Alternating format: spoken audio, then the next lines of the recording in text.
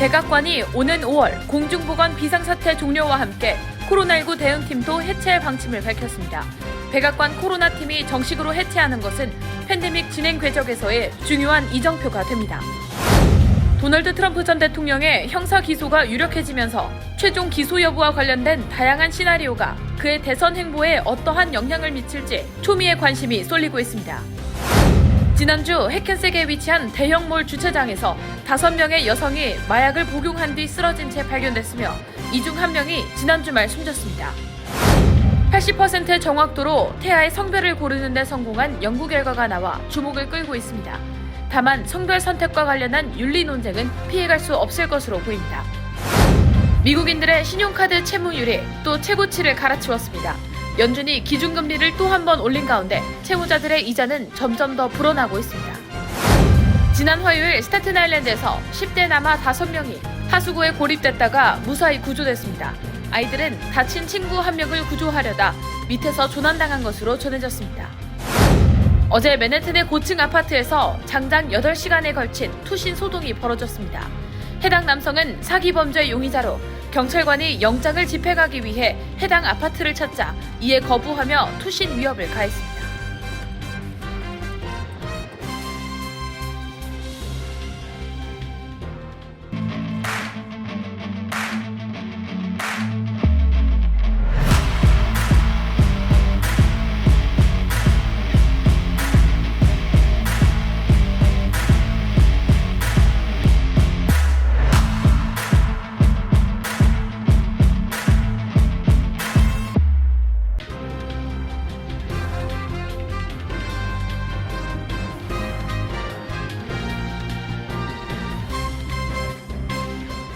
여러분 안녕하십니까? KBTV 뉴스9 이창원입니다. 코로나19 팬데믹이 풍토병으로 전환되고 유권자들의 주요 관심사에서 멀어진 데 따라 백악관이 오는 5월 공중보건 비상사태 종료와 함께 코로나19 대응팀도 해체할 방침으로 알려졌습니다. 백악관 코로나팀이 정식으로 해체하는 것은 팬데믹 진행 궤적에서의 중요한 이정표가 됩니다. 오늘의 첫 번째 소식 전상희 기자가 전합니다. 코로나19 대응팀 일부 직원들이 이미 자리에서 물러났고 아시시자 백악관 코로나19 대응조정관도 팀 해체 후 조 바이든 행정부를 떠날 공산이 크다고 워싱턴 포스트가 복수의 전 현직 관리들을 인용해 보도했습니다. 백악관 코로나19 대응팀은 지난 2020년 2월 창설돼 30명이 넘는 조직으로 확대 운영됐지만 올 들어 코로나19 팬데믹이 의료계와 유권자의 주요 관심사에서 멀어지면서 관련 조직 해체 결정을 내린 것으로 보인다고 워싱턴 포스트는 분석했습니다. 질병통제예방센터는 코로나19 사망자를 일주일에 2,000명가량으로 파악하고 있는데 이는 팬데믹 이후 가장 낮은 수치입니다. 지난해 12월 악시오스, 입소스 여론조사에 따르면 코로나19에 대해 지극히 우려된다고 답한 미국인은 9%가 채 안 됐습니다. 한 고위 행정부 관리는 워싱턴 포스트에 보낸 성명에서 이제 비상 단계에서 빠져나오는 것이 타당하다고 밝히며 투자와 최악의 충격을 줄이기 위한 우리의 노력 덕분에 코로나는 더 이상 우리 생활에 지장을 주지 않는다고 전했습니다. 존스 홉킨스 대학도 팬데믹 추적 도구를 중단했습니다. 이 도구는 팬데믹 고조 시기 면밀히 활용됐지만 3년 전보다 훨씬 달라진 여건을 이유로 가동을 멈췄습니다.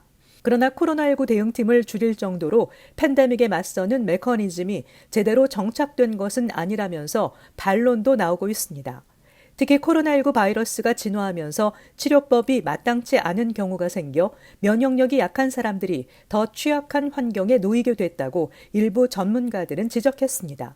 한편 코로나19 백신 제조사인 모더나가 미국 내 백신 가격을 최소 5배 올려 $130까지 인상할 예정인 것으로 알려졌습니다. 모더나는 현재 회당 $15에서 $26 수준으로 정부의 백신을 공급하고 있습니다. 조 바이든 행정부가 오는 5월 코로나19 공중보건 비상사태를 종료하기로 한 만큼 정부가 구매한 물량이 모두 소진되면 일반 판매가 가능해집니다.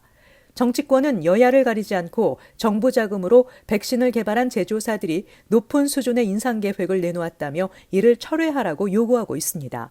KBTV 뉴스 전상입니다. 도널드 트럼프 전 대통령이 성추문 입막음 혐의로 기소될 것이 유력해지면서 그에 대한 최종 기소 여부와 체포, 재판 수감 등 다양한 시나리오가 그의 대선 행보에 어떤 영향을 미칠지 초미의 관심이 쏠리고 있습니다. 만약 혐의가 확정되면 4년형에 처해질 것으로 전망되고 또 미국 역사상 처음으로 전직 대통령이 기소되는 것입니다. 자세한 소식 김은지 기자가 전합니다. 2024년 대선 출마를 선언하고 이미 공식 선거운동을 시작한 트럼프 전 대통령. 그는 지난 2016년 대선을 앞두고 포르노 배우 스토미 데니엘스와의 성관계 사실을 입막음하기 위해 13만 달러의 합의금을 지불한 혐의와 이 돈을 회사 장부에 법률 자문 수수료라고 허위 기재한 기업 기록 위조 혐의와 관련해 뉴욕 지방검찰청의 형사기소가 임박한 것으로 알려졌습니다. 어제 뉴스위크 통신은 정치 전문가들의 의견을 취합해 트럼프 전 대통령이 체포돼 수감된 상태에서 대선에 나설 경우 또 선거운동 전망과 유죄 판결을 받고도 당선될 경우 등 다양한 시나리오를 조명했습니다. 우선 정치학자들은 유죄 판결이 나오더라도 트럼프 전 대통령이 선거 전략을 바꿀 수는 있을지언정 그가 감옥에서 대선에 출마하는 것 자체를 막을 법적 장벽은 없다고 설명했습니다. 다만 그럴 경우 선거운동 조직과 계획, 실행 등에 상당한 문제가 발생하고 선거운동 자체가 조롱의 대상이 될 수 있다고 지적했습니다. 전례가 전혀 없는 것도 아닙니다. 실제로 미국에서는 1920년 대선에서 노동운동가인 유진 데브스 사회당 후보가 옥중 출마해 90만 표 이상을 얻은 바 있습니다. 현재 트럼프 전 대통령은 뉴욕 검찰이 제기한 혐의를 모두 부인하고 있지만 혐의가 인정되면 징역 4년형에 처해질 수 있는 것으로 알려졌는데 데이비드 베이트먼 코넬대 행정학 교수는 이 재판은 꽤 오랜 시간이 걸릴 것으로 보이는데 유죄 판결이 나오지 않을 수도 있고 유죄 판결이 나와도 그가 교도소에서 복역하게 될지는 현재로선 알 수 없다고 말했습니다.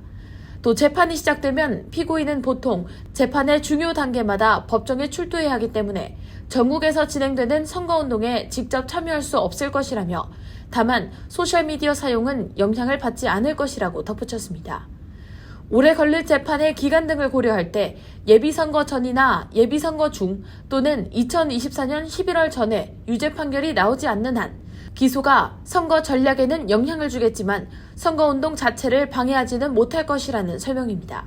이어 트럼프 전 대통령은 도주 위험이 없고 비폭력 범죄 혐의를 받는 점 등으로 미뤄 불구속 상태로 재판받을 가능성이 높다며 재판을 위해 법정에 출두하는 날까지 큰 지장 없이 선거운동을 계속할 수 있을 것으로 전망했습니다. 또 대부분의 학자들은 변호사들이 협상을 통해 온라인 출두로 조율할 수도 있다며 수갑을 차고 포토라인에 서는 일은 없을 것으로 내다봤습니다. 트럼프 전 대통령에게 최악의 시나리오는 2024년 공화당 후보 지명을 위한 선거운동 기간이 유죄 판결을 받아 교도소에서 복역해야 하는 기간과 겹칠 경우입니다. 옥중 출마를 하더라도 선거운동 집회 및 행사에 참석하지 못하고 대중의 대면으로 연설 기회도 갖지 못하는 등 실제로는 장애가 만만치 않으며 오히려 경쟁자에겐 큰 이점으로 작용할 수 있기 때문입니다. 캐나다 브리티시 컬럼비아대 정치학자 폴 쿼크 교수는 이 경우 교도소 당국은 수감 환경에 대해 큰 재량권을 가지고 있다며 트럼프 전 대통령이 교도소 마당에 있는 연단에서 TV 시청자들에게 연설할 수도 있다고 말했습니다. 런던대 정치학자 로버트 신 교수는 온라인 선거운동은 교도소 당국 결정에 달려있지만 온라인 선거운동은 대면 행사의 모방에 불과할 것이라고 말했습니다.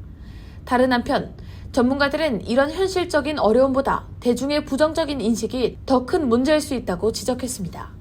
쿼크 교수는 트럼프 전 대통령이 감옥에서 출마하면 대중은 그의 범죄를 끊임없이 떠올릴 것이고 그런 선거운동은 엄청난 조롱거리가 될 것이라며 그런 선거운동과 재앙적 결과는 공화당에 장기간 큰 해악을 끼칠 것이라고 지적했고 베이크먼 교수는 대선에서 승리한 뒤 취임 시점에 유죄 판결을 받게 되면 주 당국과 연방정부 사이에 분쟁이 발생할 것이라며 이를 해결할 지침도 없어 헌법적 위기 상황이 발생할 수도 있다고 말했습니다. 한편 당초 지난 화요일 트럼프 전 대통령의 성추문 입막음 혐의 관련 재판을 진행할 것으로 예정됐던 뉴욕 대배심은 당일 재판을 앞두고 법원 청사 및 인근 여러 장소에서 폭발물이 설치됐다는 폭탄 테러 협박 전화가 동시다발적으로 걸려와 법원 청사를 폐쇄하고 모든 재판을 일시 중단시켰습니다. 재판은 어제 재개될 것으로 예고됐다가 오늘로 한 차례 미뤄진 후 또다시 소집을 연기시켜 이번 주 내에는 재개되지 않을 것으로 보입니다. 따라서 트럼프 전 대통령에 대한 기소 여부도 이르면 다음 주 결정될 것으로 보입니다. 맨해튼 대배심은 최소 1명의 증인으로부터 증언을 추가 청취한 뒤 기소 여부를 표결할 예정으로 알려졌으며 23명의 배심원 중 과반인 12명 이상이 찬성하면 기소할 수 있습니다. KBTV 뉴스 김은지입니다. 최근 뉴저지 곳곳에서도 마약 복용으로 인한 사망 사례가 적지 않게 확인되고 있습니다. 지난주에는 해큰색에 위치한 고급 대형몰 주차장에서 5명의 여성이 마약을 복용한 뒤 쓰러진 채 발견돼 이 중 1명이 숨졌으며 이달 초 한 중학교의 미술 교사는 학생들 앞에서 약물을 복용한 뒤 의식을 잃어 끌려 나갔습니다. 연방마약단속국은 미 전역에서 전례 없는 마약으로 인해 사망자가 속출하고 있다며 연일 각별한 주의를 당부하고 있습니다. 김은지 기자의 보도입니다. 지난주 뉴저지 해켄색에 위치한 대형몰인 더 샵의 리버사이드 주차장에서는 5명의 여성이 약물을 복용한 뒤 바닥에 쓰러져 있는 것을 지나가던 여성이 발견하고 신고했습니다. 5명의 여성 중 1명은 지난 주말 사망했으며 이 중 2명은 현재 경찰에 체포돼 조사를 받고 있습니다. 해켄색 수사당국은 이들 여성이 펜타닐을 입수한 경위와 약물인지 알고 복용했는지에 대한 집중 수사를 이어가고 있습니다. 이들이 함께 복용한 펜타닐은 간이용 설탕 봉지처럼 포장돼 있었습니다. 수사당국은 이 작은 봉지 하나로 100명이 사망에 이를 수 있다며 펜타닐로 인해 미 전역에서 사망자가 속출하고 있다고 우려했습니다. 또 이달 초 뉴저지 웨스트필드에 있는 중학교에서 근무하던 57세 남자 교사가 학생들 앞에서 약물을 복용하고 의식을 잃어 끌려 나갔습니다. 마약단속국은 중학교에서도 이를 마약이 아닌 진통제라고 속여 판매하는 경우가 속출하고 있으며 마약인지 모르고 복용한 뒤 사망하는 학생들도 급증세를 보이고 있다고 우려했습니다. 실제로 최근 텍사스 중고등학교에서도 펜타닐 함유 알약이 급속히 퍼지며 3명이 사망하고 10명이 병원으로 이송되는 사건이 발생했습니다. 숨진 학생 중에는 14세 남학생도 포함돼 있었습니다. 숨진 학생의 어머니는 자신의 딸은 진통제라고 전해 듣고 약을 복용했다는 사실을 확인했다며 언제나 또 누구에게나 일어날 수 있는 일이라고 말했습니다. KBTV 뉴스 김은지입니다. 태아의 성별을 고르는데 성공한 연구 결과가 나왔습니다. 정확도는 약 80%입니다. 한편 이번 연구는 심각한 윤리적 문제가 될 수 있다는 지적도 나오고 있습니다. 자세한 소식 강정민 기자의 보도입니다. 영국 스카이뉴스 보도에 따르면 뉴욕 웨일 코넬 의대 지안피에로 팔레르모 교수팀은 과학 저널 플루스1에서 정자의 성을 선택해 인공수정하는 기술을 이용해 80%의 정확도로 원하는 성별의 배아를 얻는 데 성공했다고 밝혔습니다. 연구진들은 X 염색체 정자가 Y 염색체 정자보다 약간 더 무겁다는 점을 이용해 정자를 선별한 뒤 아들을 원하는 부부에게는 Y 염색체 정자, 딸을 원하는 부부에게는 X 염색체 정자로 인공수정을 했습니다.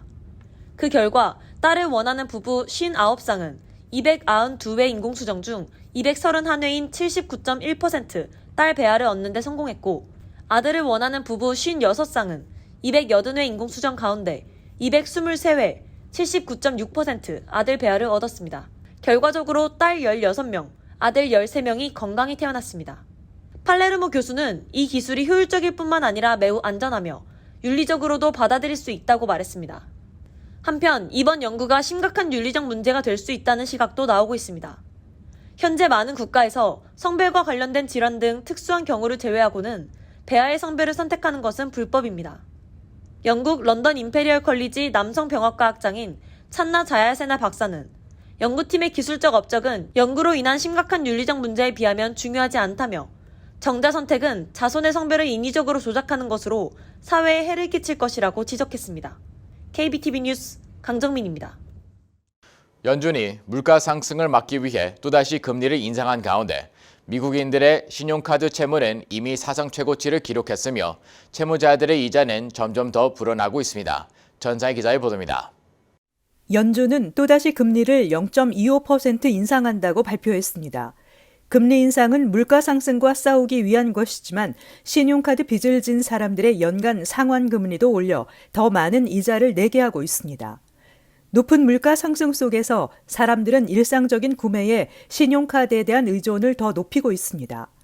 온라인 금융 정보 사이트 뱅크레이트에 따르면 매달 빚을 내 생활하는 미국인들이 46%에 이르고 있습니다. 1년 전 39%에서 크게 높아진 것입니다. 게다가 신용카드 채무의 평균 연간 상환금리는 20.4%로 1980년대 중반 이후 가장 높은 상황입니다. AP통신과 NORC 공공문제연구센터의 새로운 여론조사 결과에 따르면 성인의 35%는 가계부채가 1년 전보다 늘었다고 답했으며 감소했다는 응답은 17%에 그쳤습니다. 연준에 따르면 2022년 4분기 신용카드 채무는 610억 달러 증가한 9,860억 달러로 종전 최고치 9,270억 달러를 넘어섰습니다. 한편 전체적인 가계부채가 지난해 4분기 고물가와 고금리 속에 주택담보대출과 신용카드 잔액 급증의 영향으로 20년 만에 가장 큰 폭으로 증가했습니다. 뉴욕 연방준비은행이 내놓은 가계부채 보고서에 따르면 지난해 4분기에 미국 가계부채는 16조 9천억 달러로 3,940억 달러, 약 2.4% 증가했습니다. 이 같은 증가 금액은 20년 만에 최대치입니다. 가계부채에서 가장 비중이 큰 주택담보대출이 가계부채 증가를 주도했습니다. 지난 분기 말 신규 주택담보대출은 4,980억 달러로 코로나19 발생 전인 2019년 수준으로 돌아갔습니다. 신용카드 잔액도 1999년 이후 가장 큰 폭으로 늘어났으며 신용카드, 자동차 할부 대출, 주택담보대출의 연체율도 높아진 것으로 나타났습니다. KBTV 뉴스 전상입니다. 지난 화요일 스태튼아일랜드에서 10대 남아 5명이 하수구에서 고립됐다가 무사히 구조됐습니다. 아이들은 다친 친구 1명을 구조하려다 모두 하수구 속에서 길을 잃었던 것으로 전해졌습니다. 보도에 김용성 기자입니다. 지난 22일 뉴욕 소방당국은 전날 스테이튼 아일랜드의 하수구에서 고립되었던 5명의 아이들을 구출하던 중 진행했던 통화의 녹음본을 공개했습니다. What's the address of San? We don't know. You don't know? Oh yeah, we're stuck in the sewers. You're stuck where? In the sewers. 11세와 12세의 소년들은 지난 화요일 오후 6시경 클로브 거리 근처 하수구 터널에서 길을 잃었다고 소방당국은 설명했습니다. 구조된 소년 중 하나인 데클런 게너는 이에 본인들의 오판으로 인한 실수였다고 설명했습니다. Me and my friends just went in because we were exploring, and then we went really far in, and then we just forgot where we were. It was scary, but we called 911. 하수구 속에서 길을 잃은 소년들은 약 15분 동안 바닥을 기어다녔고 총 1시간가량 고립됐었던 것으로 확인됐습니다. 전화 연결 중이던 소방대원은 30분 동안 아이들과 통화를 지속하며 아이들에게 위치를 설명해달라고 하거나 소리를 질러달라는 등의 요청을 통해 구조 작업을 펼쳤습니다. 하수구 안의 상황은 열악했습니다.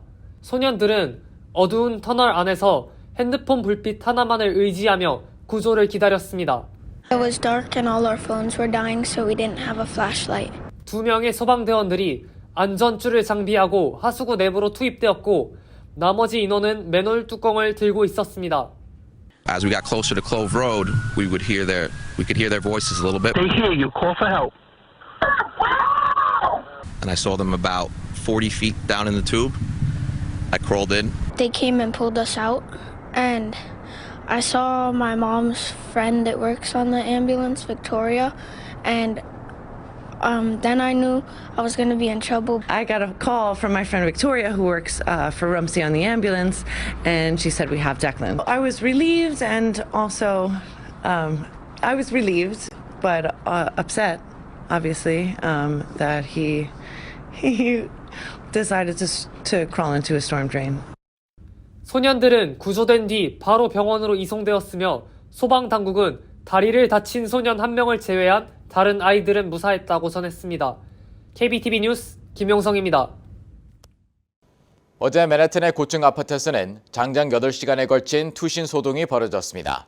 연방수사국 FBI가 사기 범죄 용의자의 영장을 집행하기 위해 해당 아파트를 찾자 용의자는 유리창을 깨고 난간에 걸터 앉아 밖으로 투신하겠다고 위협했습니다. 인근에는 이를 구경하는 수많은 인파가 몰렸습니다. 김은지 기자의 보도입니다. 한 남성이 아파트 31층 유리창을 깨고 난간에 걸터 앉아 있습니다. 이 남성은 자신을 체포하려는 연방수사국 FBI 경찰이 현장에 들이닥치자 투신을 하겠다며 위협하고 대치 상황을 이어갔습니다. 어제 오전 카네기홀 인근에 위치한 맨해튼의 72층 호화 아파트 시티스파이어에서 벌어진 소동입니다. 건물관리위원회는 입주민을 대상으로 FBI 수사가 진행 중이라며 총기와는 무관하다고 안심시키고 주민들의 출입구가 통제된다며 우회해 줄 것을 요청했습니다. 건물 아래에는 이 남성을 촬영하기 위한 많은 인파가 몰렸습니다. 당시 현장에는 3명의 FBI 집행관이 은행 사기 관련 혐의로 35세 남성 이안 미첼에 대한 영장 집행을 위해 아파트를 찾았고 미첼의 투신 협박으로 인한 대치 상황은 장장 8시간 동안 이어졌습니다. 수사당국은 미첼이 자신의 본명 등 실제 신분을 감추고 주변에는 부유한 자메이카 출신 조셉 마탈론의 친척인 이안 마탈론이라고 소개했습니다. 그리고 지난 2015년 3명의 남성을 상대로 33,000달러를 모아 주류 면허증을 따면 허드슨 호텔에 들어설 새로운 바의 소유권을 가질 수 있다고 속여 돈을 뜯어낸 것으로 파악됩니다. 미첼은 옐로스톤 메디컬 매니지먼트사의 험벌토 로메로를 상대로도 자신의 헤지펀드에 투자하면 상당한 수익을 얻을 수 있다며 15만 8천 달러의 자금을 빼돌리려 했지만 로메로가 미첼에 대한 신분 배경 조사에 나서면서 덜미가 잡혔습니다. 로메로는 그가 가명으로 헤지펀드 매니저 행사를 하고 다닌다는 사실을 경찰에 신고했으며 수사 결과 미첼에 대한 FBI 영장이 발부됐습니다. 미첼은 밧줄을 타고 하강한 경찰에 의해 마침내 진압됐습니다. 그는 정신과 평가를 위해 병원으로 이송된 상태입니다. KBTV 뉴스 김은지입니다. 블룸버그 전 뉴욕시장은 호컬 주지사가 발표한 새 주정부 행정 예산안 내용을 지지하는 광고를 아메리칸 오퍼튜니티라는 비영리 단체 이름으로 TV 방송과 페이스북 등 SNS에 집중적으로 내보내고 있는 것으로 나타났습니다. 블룸버그 전 시장이 거액의 사비를 들여 호컬 주지사 예산안 홍보에 나서고 있는 배경에는 부자 증세 반대, 보석개혁법 재개정, 차터스쿨 확대와 지원 상한제 폐지 등을 지지하고 있기 때문으로 분석됩니다. 호컬 주지사 예산안에는 신축 주거 건물 세금 감면안, 망명자 쉘터 운영 지원, 340억 달러 규모의 교육 예산 확대 등이 포함돼 있습니다. 에릭 아람스 뉴욕시장은 올 여름부터 센트럴파크 등 공원 내 자전거와 조깅 도로인 파크 드라이브와 그린웨이에서 전동 자전거, 스쿠터 탑승 금지를 해제할 계획이라고 밝혔습니다.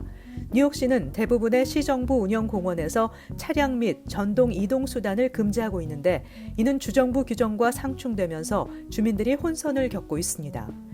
공원 내 전동 자전거, 스쿠터 사용 금지 해제에 대한 정확한 시점은 나오지 않았지만 시 공원국은 보행자와 전동 자전거, 스쿠터 이용자의 충돌을 예방하기 위한 방안으로 안내판 및 표지판 디자인 변경 등을 검토할 예정으로 알려졌습니다.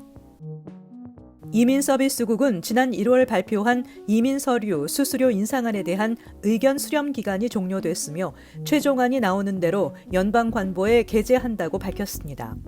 인상안에 따르면 가족 이민 신청서의 경우 현행보다 33% 오른 710달러로 변경되며 배우자 초청의 경우 현행 1,760달러에서 3,640달러로 2배 가까이 뜁니다.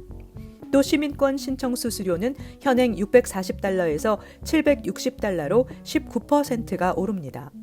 영주권 신청서의 경우 현행 1,140달러에서 1,540달러로, 취업 신청서는 700달러에서 715달러로 변경됩니다. 국무부가 발표한 4월 중 영주권 문호에 따르면 취업이민 4순위 부문 비자 발급 우선 일자가 전달보다 3년 5개월 후퇴한 2018년 9월 1일로 나왔습니다. 취업이민 2순위의 경우도 비자 발급 우선 일자가 2022년 7월 1일로 4개월 후퇴했습니다.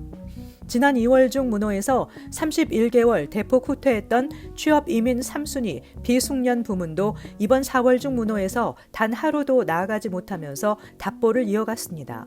반면 취업이민 1순위, 3순위, 5순위는 비자 발급 우선 일자와 접수 가능 우선 일자가 여전히 모두 오픈됐습니다.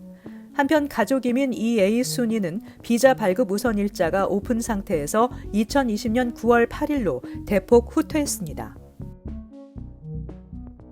잠시 후 커뮤니티 브리핑을 전해드립니다.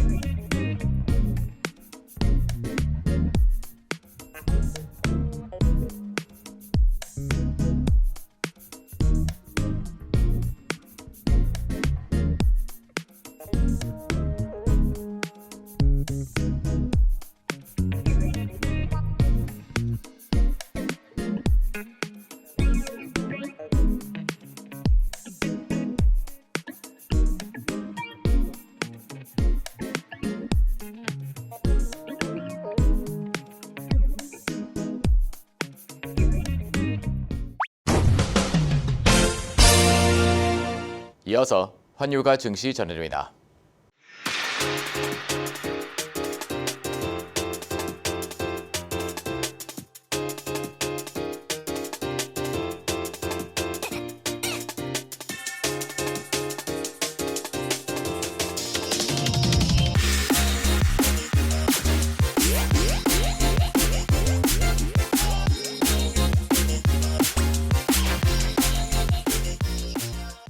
잠시 후 뉴욕과 뉴저지 날씨 전해드립니다.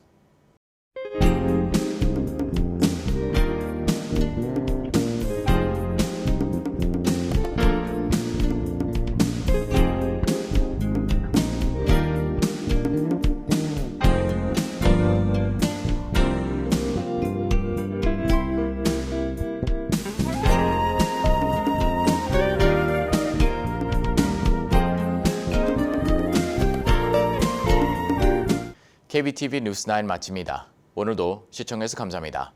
편안한 밤 보내시기 바랍니다.